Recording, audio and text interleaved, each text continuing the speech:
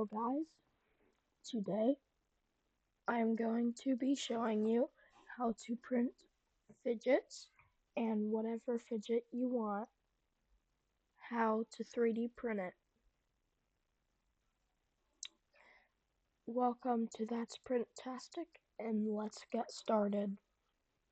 Alright, so go to Chrome.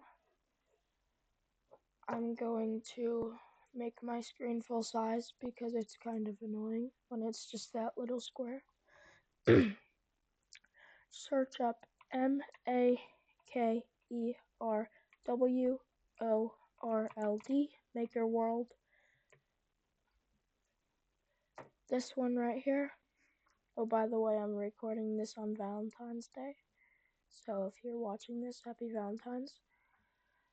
This one right here, Maker World, download free 3D models. Click on it. And search up just fidget. FIDGET. And then these ones are really cool. These ones are too. And so yeah.